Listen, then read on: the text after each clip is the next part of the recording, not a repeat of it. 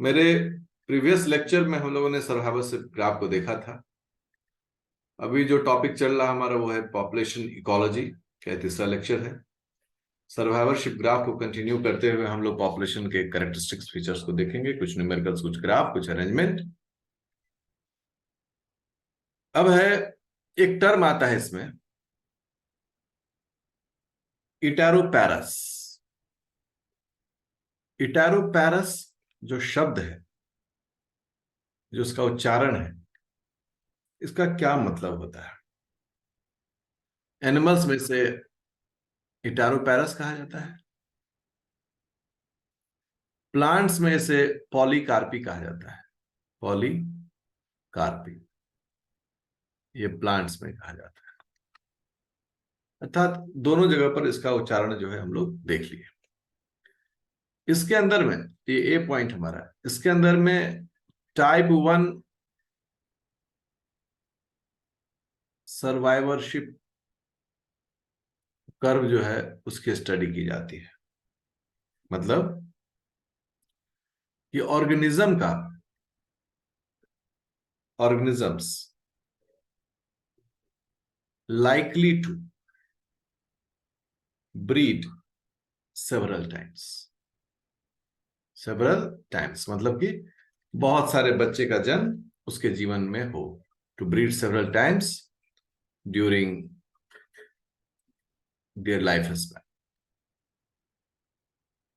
Span मान लीजिए 10, 12, 20 ऐसे करके बच्चे का जन्म अगर हो रहा हो तो हम लोग बोलते हैं इटैरोपैरस है वो। या फिर प्लांट में क्या कहते हैं, पॉलीकार्पी, मतलब ढेर सारा सीड्स का फॉर्मेशन एक ही इससे। दूसरा टर्म जो आता है इसमें, उससे हम लोग बोलते हैं सिमल पैरस। ठीक है, एनिमल्स में सिमल पैरस, प्लांट में मोनोकार्पी। ये जो है ये टाइप, इसको हम लोग कहते हैं टाइप 2 या टाइप, मतलब इसमें है क्या, सामान्य सी बात है। इसमें जो ऑर्गेनिज्म है वो अपने पूरे जीवन में सिर्फ और सिर्फ एक ही बार ब्रीड करेंगे। तो भाई यूनिक बात हो गई। पूरे जीवन में अगर एक ही बार अगर वो ब्रीड कर रहे हैं तो इसका मतलब साफ है कि वहां पॉपुलेशन बहुत ज्यादा नहीं होना है। ये जो टाइप 3 सर्वाइवरशिप कर्व है ये, ठीक है ना। और इसका मतलब होता है कि वो जो एनिमल है या प्लांट है वो अपने पूरे जीवन काल में सिर्फ अबाउट एक ही बार वो ब्रीड करे। मतलब organisms likely to breed once during their life span, एक बार ही करेगा। अब सोचिए ऐसे में तो बड़ा खतरा है भाई। अगर वो मान लो एक पेरेंट एक ही बच्चा कर रहा है और किसी कारण से महामारी हो जाए, युद्ध हो जाए, अगर उसका डेथ हो जाए तो फिर वहां तो पॉपुलेशन घटना शुरू हो जाएगा। ये दो टर्म आते हैं, पहला इटैरोपैरस, दूसरा सेमल पैरस। अब एक प्रॉपर्टीज हम लोग देख रहे हैं, ये तो अब उस प्रॉपर्टीज का नाम है डिस्पर्शन, बिखराव, डिस्पर्सन। ठीक है, डिस्पर्सन का मतलब होता है कि कोई भी एरिया है, सपोज करिए कि एरिया है, ठीक है, इस एरिया में कोई भी एनिमल, प्लांट, माइक्रोब्स कैसे अरेंज है, एक ऑर्डर में अरेंज है। मान लो कि सपोज करो, मान लो सबका सब यहीं पर हो, फिर एक यहीं पर हो, तो हम लोग क्या बोलेंगे कि कुछ कुछ कबीले में, कुछ कुछ एरिया में ही इसका पॉपुलेशन है, बाकी जगह पॉपुलेशन नहीं है। कुछ में कि नहीं, थ्रू आउट जो है पूरे इसमें जो है एकदम ऐसे फैला हुआ है, तो हम बोलेंगे अच्छा ये पूरा ऐसे करके फैला हुआ है। तो डिस्पर्शन का मतलब ही होता है बिखराव। यहां पर उसको कैसे डिफाइन करते हैं, pattern of spacing among individuals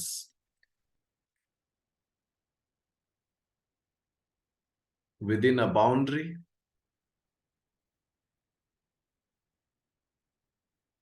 within the boundary of population. एक जनसंख्या में इंडिविजुअल्स कैसे एक दूसरे से अलग, कितनी दूरी पर क्या मेंटेन करते हैं। अब जब ये टर्म आता है तो इसमें ऑब्वियसली टाइप्स आ जाएगा। तो डिस्पर्सन को 3 भागों में बांटा गया। जो पहला हिस्सा है इसका, उसको हम लोग बोलते हैं रेगुलर डिस्पर्सन। रेगुलर डिस्पर्सन, ठीक है, सबको डायग्राम से हम समझाएंगे। दूसरा जो हो गया उसको हम लोग कहते हैं रैंडम, बिखरा हुआ, कोई फिक्स्ड पैटर्न नहीं है, डिस्पर्सन।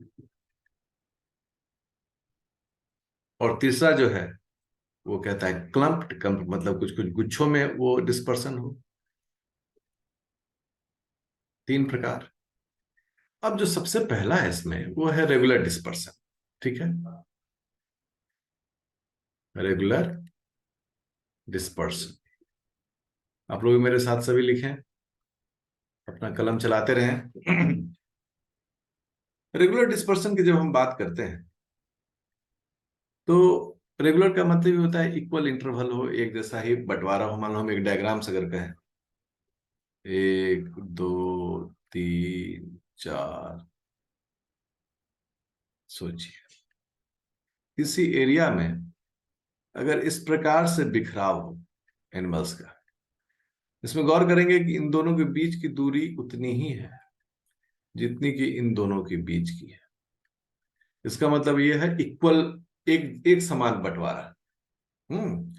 एक समान बंटवारा। जैसे हम लोग धान की खेती करते हैं तो धान की खेती में क्या होता है कि जब दूसरी बार उसको रोपा जाता है तो आप देखते होंगे कि जो लोग रोपते हैं वो इक्वल डिस्टेंस पर रोपते हैं उस धान को, ठीक है। इसलिए धान की खेती में क्या होता है कि दूसरी बार जब रोपनी होता है, पहले बार तो बीज बनता है, बिया, दूसरी बार ऐसे इक्वल डिस्टेंस पर होते हैं। कोई अगर आम का बगीचा लगाता है तो वो भी इक्वल डिस्टेंस पर आम का बगीचा लगाता है ताकि सबको धूप और हवा बराबर मिले, ठीक है। या कोई फूल गोभी उपजाता है, फूल गोभी आप देखेंगे वो सब सब्जी का तरीका जो होता है वो एक ही प्रकार से एक इक्वल डिस्टेंस पर सारा सब्जी का पौधा लगा हुआ है। इस तरह के अरेंजमेंट को हम लोग क्या बोलेंगे, रेगुलर डिस्पर्सन। और रेगुलर डिस्पर्सन नहीं होता, रेयर होता है, नेचुरली रेयर। पहला तो समझ आए, प्राकृतिक रूप से ये घटना होता नहीं है। अभी जितना एग्जाम्पल हम बताएं सब क्या है, हमारे द्वारा किया जाता है। धान, ऐसे आम का गाछ, या लोग ये डेकोरेशन के लिए लगाते हैं बगीचा में, तो इक्वल डिस्टेंस पर लगाते हैं ताकि बहुत ही सुंदर दिखे। तो इसमें क्या हो जाता है कि इंडिविजुअल्स को हम कैसे स्पेस कर रहे हैं, इंडिविजुअल्स आर इवनली स्पेस्ड, एक प्रकार से एक दूरी पर वो अरेंज है। क्यारिंग कहते हैं ना, क्यारिंग में एकदम अरेंज। तो यह कहलाता है रेगुलर डिस्पर्सन। जो दूसरा है इसमें second, that is called random dispersion. Random dispersion. अब रैंडम मतलब ये हो गया कि कोई पैटर्न फॉलो नहीं होगा। किसी का मन हो गया तो ऐसे अरेंज हो गया, किसी का मन हो गया तो ऐसे अरेंज हो गया, किसी का मन हो गया तो ऐसे अरेंज हो गया। कोई फिक्स्ड पैटर्न नहीं है। इस तरह का अरेंजमेंट हम लोग क्या कहते हैं, ये रैंडम डिस्पर्सन है। इसको हम लोग डिफाइन करते हैं, the position of one individual, the position of one individual is unrelated to the position of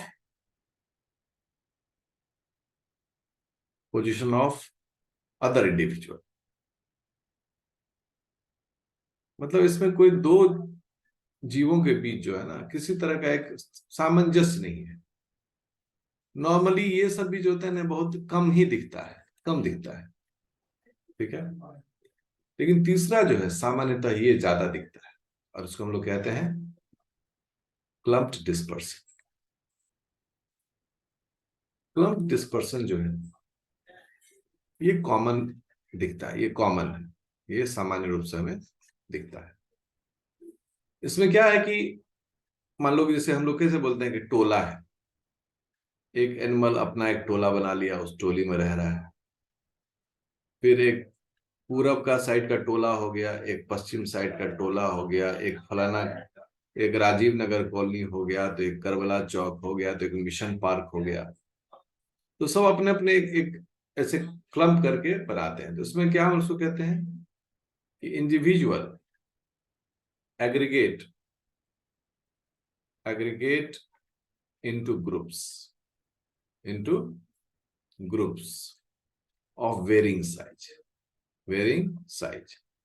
कहीं छोटा ग्रुप कहीं बड़ा ग्रुप। और हम लोग इसके बहुत सबसे बेहतरीन एग्जाम्पल है, क्योंकि हम लोग अलग अलग कॉलोनी, अलग अलग इलाका बनाकर रहते हैं। ये बहुत इंटरेस्टिंग एग्जाम्पल है डिस्पर्सन का। अब जो प्रॉपर्टी है पॉपुलेशन इकोलॉजी की, वो है age structure and age pyramid. Age structure और एज पिरामिड जो है, यह एक रिलेटिव नंबर है ना। रिलेटिव नंबर ऑफ किसके बीच में, जन्म लेने वाले यंग वंस एंड जिनका अब देहावसान होगा, old. So relative number of young ones and old individuals in a population। एक पॉपुलेशन में कितने बच्चे हैं, कितने वृद्ध हैं, बस उस आधार पर इसको हम लोग ये तय करते हैं।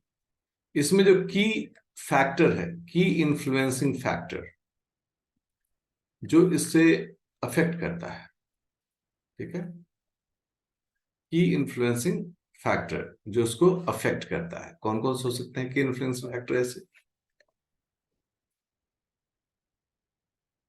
एक जन्म दर, नेटालिटी रेट, और दूसरा मृत्यु दर, मोर्टेलिटी रेट। ये दोनों रेट जो है वो इसको इन्फ्लुएंस करता है। कैसे? कि पॉपुलेशन को इसी बेसिस पर तीन प्रकार का बांटा जाता है, ठीक है, तीन प्रकार का।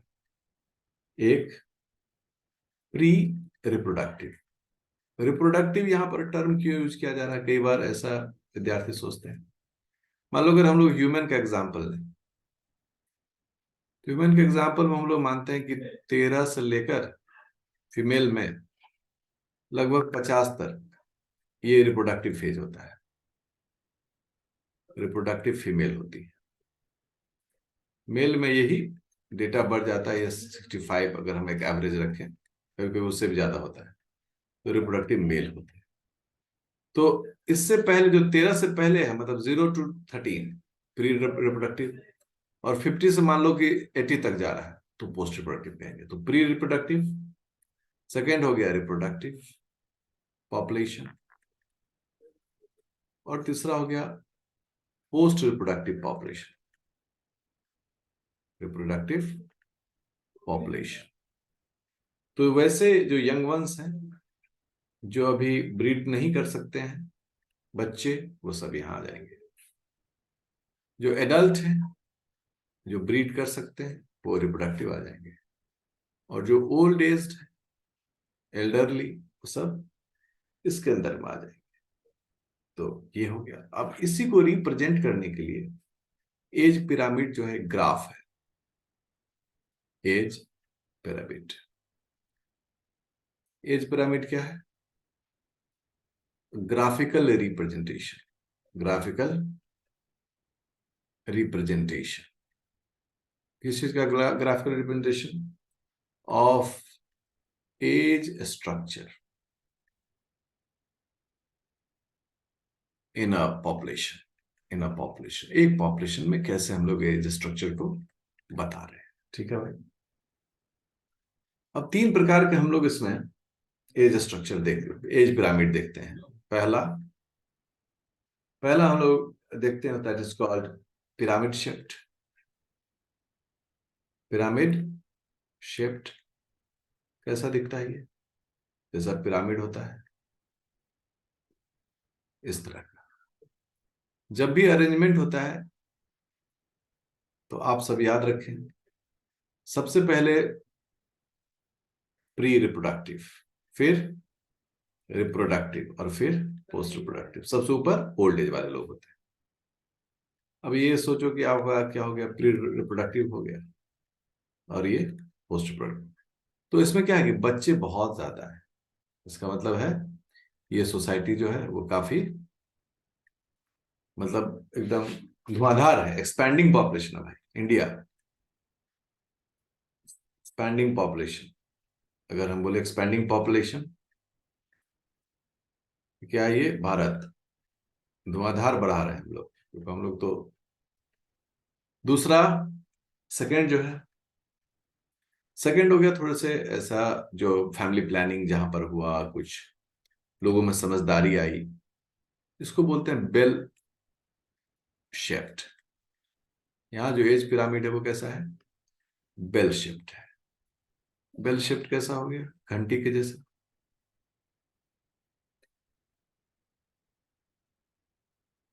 ऐसे। अब देखिए इसमें क्या है, बच्चे और जवान लगभग एक ही उम्र के हैं, लेकिन ओल्ड एज इसमें कम है।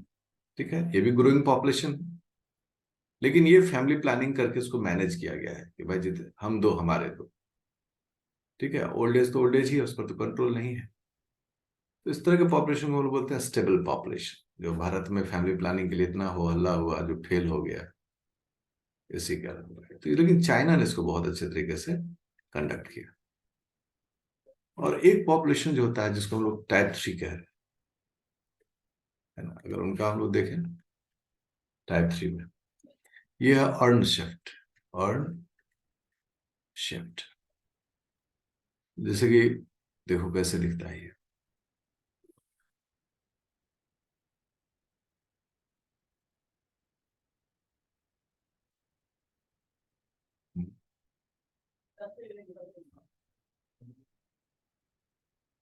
अब गौर करिए, बच्चे बहुत कम जन्म ले रहे हैं, एडल्ट हैं।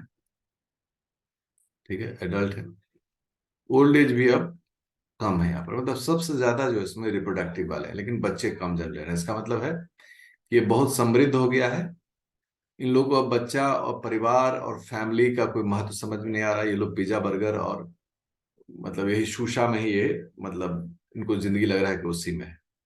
इस तरह के पॉपुलेशन को हम लोग कहते हैं डिमिनिशिंग। मतलब डिमिनिश मतलब कि ये घटते क्रम में, डिमिनिशिंग पॉपुलेशन, निगेटिव पॉपुलेशन। ठीक है, इस तरह का जो एग्जाम्पल है, वो एग्जाम्पल कहाँ मिलता है? जापान। जापान का पॉपुलेशन घटता पॉपुलेशन है। तो अब सीधी सी बात है कि एक्सपैंडिंग पॉपुलेशन बढ़ रहा है, स्टेबल पॉपुलेशन जो फैमिली प्लान करके स्टेबल हो गया, डिमिनिशिंग पॉपुलेशन जो घट रहा है। ये बहुत चुनौती वाली बात होती है। अभी बहुत सारे देश जो है ना, वो बहुत परेशान है। क्यों? उनके यूथ जो है वो मैरिज, मतलब शादी एक प्रॉपर तरीके से, अभी उन लोगों में इंडियन मूवीज दिखाया जाता है कि देखो कैसे वहां पर मतलब फैमिलीज बनते हैं, कैसे दीदी तेरा देवर दीवाना गाना बज रहा है, किस तरह से बारात हो रहा है, ऐसे बच्चे होने तो कैसे त्योहार, और because they lost interest. So youth जो है वो ज्यादा काम कर रहे हैं, उनकी जो अर्निंग कैपेसिटी वो काफी बढ़ गई, उनका जो लाइफ एक्सपेक्टेंसी वो काफी बढ़ गया है। मतलब सब कुछ जो है उनका जीवन में बहुत ज्यादा है, लेकिन they are losing children in their society.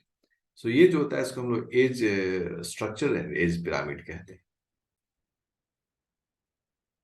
अब जो टर्म है वो है पॉपुलेशन ग्रोथ। एक बहुत महत्वपूर्ण विषय है।